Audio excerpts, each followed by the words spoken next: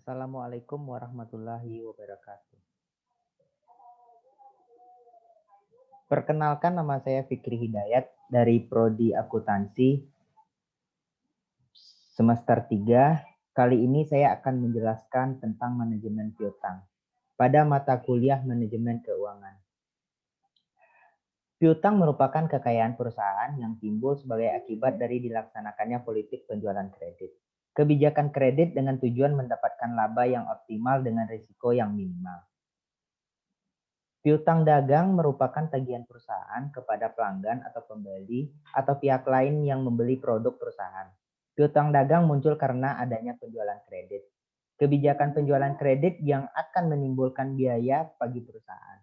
Manajemen piutang merupakan pengelolaan piutang agar kebijakan kredit mencapai optimal, yaitu tercapainya keseimbangan antara biaya yang diakibatkan oleh kebijakan kredit dengan manfaat yang diperoleh dari kebijakan tersebut.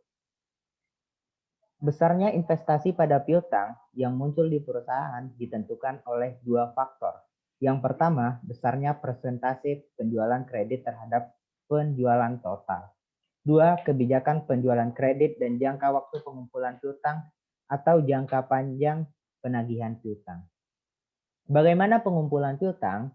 Yang pertama, pengumpulan piutang perlu melihat bagaimana prosedur yang digunakan untuk menagih piutang. Perjanjian yang tertera pada jual beli juga harus ditetapkan secara jelas dan rinci. Proses penagihan piutang memerlukan biaya. Besar kecilnya biaya penagihan piutang akan bergantung pada besar kecilnya tagihan dan sifat debitur yang ada pada 5K, yaitu karakter, kapasitas, kolateral, kapital, dan kondisi. Kebijakan pengumpulan piutang yang dilakukan perusahaan sebenarnya dapat diubah pada periode tertentu. Namun perubahan kebijakan ini akan membawa implikasi terhadap jumlah penjualan. Contoh piutang penjualan tidak berdiskon. Pada PT Uhamco Jaya melakukan kebijakan kredit atas barang dagangnya. Untuk tahun 2020, perusahaan menetapkan penjualan kredit 50% dari total penjualannya dengan jangka waktu kredit 4 bulan. Dari kredit tersebut, pembeli harus mengangsur hutangnya dengan ketentuan 35% dibayar pada bulan pertama dan kedua, 15% dibayar pada bulan ketiga dan keempat setelah penjualan. Penjualan kredit direncanakan selama 6 bulan pertama tahun 2020. Tabelnya adalah sebagai berikut. Pada bulan Januari, penjualan total itu adalah 12 juta. Dengan rincian penjualan tunai 6 juta dan penjualan kredit 6 juta rupiah.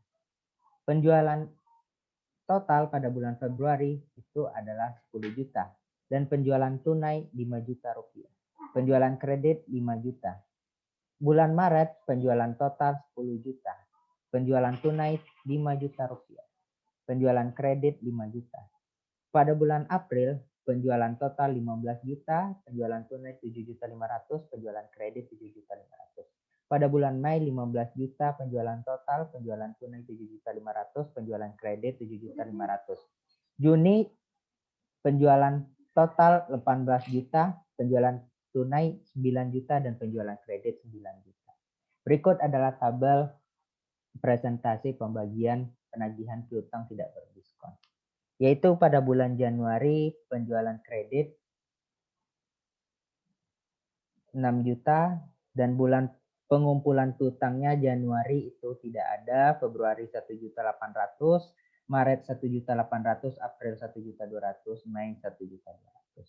Buat bulan Februari penjualan kreditnya 5 juta dan bulan pengumpulannya itu ditagih pada bulan Maret 1.800.000, April 1.800.000, Mei 700.000 rupiah, Juni 700.000 rupiah. Pada bulan Maret penjualan kredit itu 5 juta rupiah dan bulan pengumpulan piutang itu dimulai dari bulan April 1.800.000, Mei 1.800.000, Juni 700.000 rupiah, Juli 700.000 rupiah.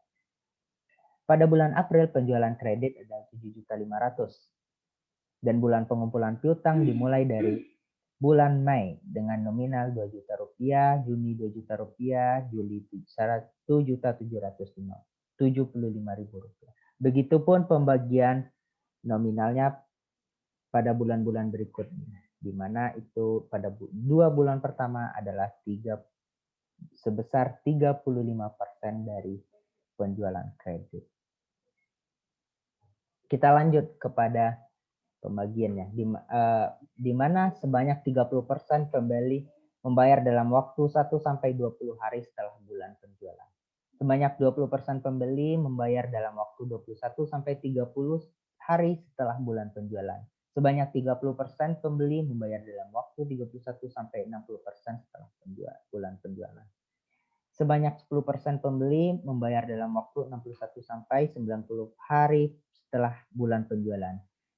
Dan sisanya 10% pembeli membayar dalam waktu 91 sampai 120 hari setelah bulan penjualan.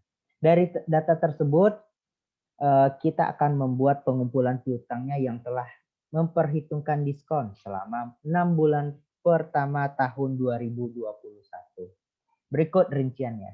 Penjualan kredit bulan Januari itu 6 juta.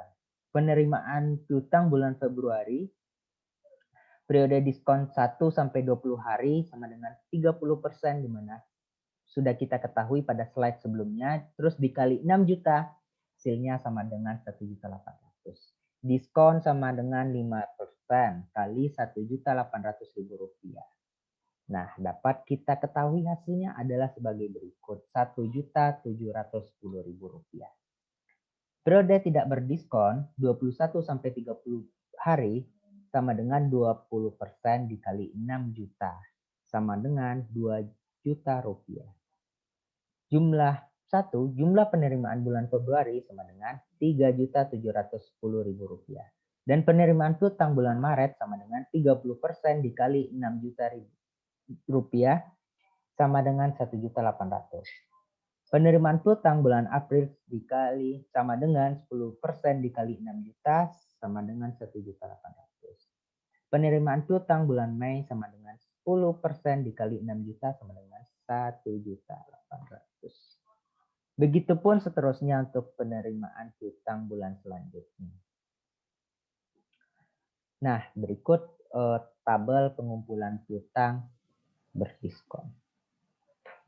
Nah, bisa dilihat di mana penjualan kredit pada bulan Januari itu 6 juta dan bulan pengumpulannya itu dimulai dari bulan Februari sampai dengan Mei, di mana totalnya itu nominalnya itu adalah 1.710.000 rupiah, 2 juta rupiah, 1.800.000, 1.800.000. Nah, begitupun pada bulan-bulan selanjutnya dengan nominal yang sama, dengan nominal yang berbeda tapi dengan persentase yang sama.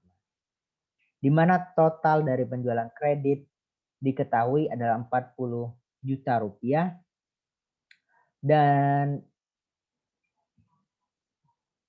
bulan pengumpulan piutang pada bulan Februari 1.710.000 rupiah, Maret 3.500.000, April 4.800.000, Mei 6.050.000 rupiah, Juni 5.500.000, dan